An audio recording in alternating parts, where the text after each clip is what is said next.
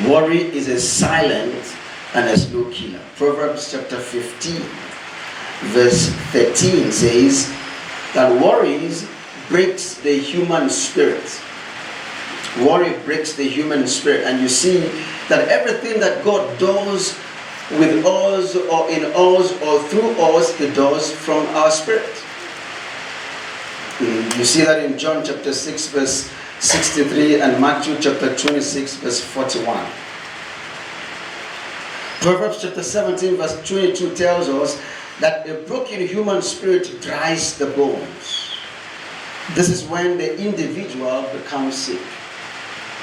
And these sicknesses in science are called psychosomatic. And these are sicknesses that are caused by excessive a physical ailment or condition that are caused or aggravated by mental factors such as internal conflict or stress. Every time you overstress yourself, you become sick. As a matter of fact, it was when I was making this research and studying that it occurred to me that one of the causes of diabetes is anxiety. And when you worry excessively, you become diabetic. High blood pressure. And I think it was 2 or 3 weeks ago, I was reading out all the diseases or sicknesses or ailments that were caused by excessive worry. It is not God's will for you to be sick. And that's why God wants you to put away every worry in your life. Every worry. Proverbs chapter 18 verse 14 tells us that it is the spirit of a man that sustains him when he is sick, but a broken spirit means death.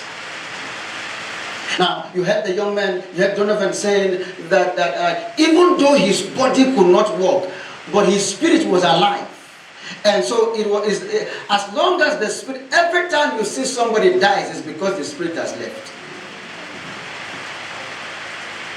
As a matter of fact, when they told me that he was in coma, he was paralyzed, he couldn't use his hands, and when we got to the hospital and now he's fine, we were talking, he says he kept telling his spirit, the spirit kept sending messages to the body.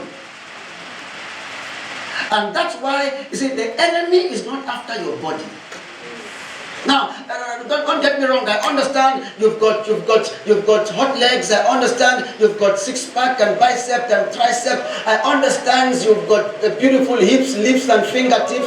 But hear me, the enemy is not after all that. The enemy is after your spirit. Why? Because man is not a body. Man is a spirit. Man is a tripartite being. Man is a spirit. He has a soul and he lives in your body. So the enemy knows if he can get your spirit, he can get your body. The reason why so many of us we become miserable and you begin to eat and add weight in all kinds of places in your body is because of your spirit. It's because of your spirit. It's your spirit. If your spirit is down, that's when you begin to eat all kinds of junk. And 2 years later, okay, let's leave that in. And that's why you cannot afford to allow worry. No matter what you are going through, don't allow your spirit to be affected.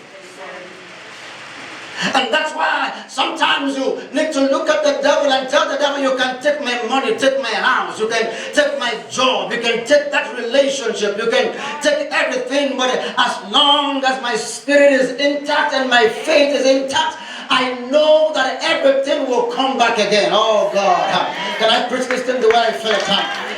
That's why our faith comes from our spirit. The just shall live by faith. That's why the devil can take everything. Your faith needs to be intact.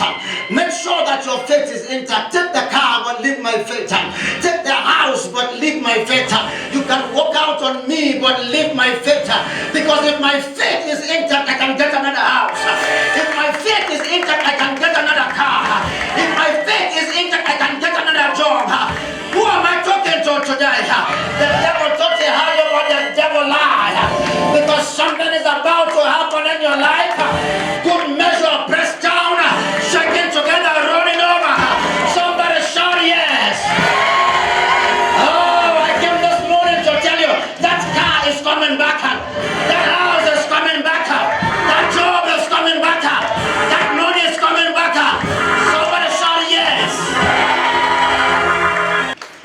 That's why you need to guide your heart.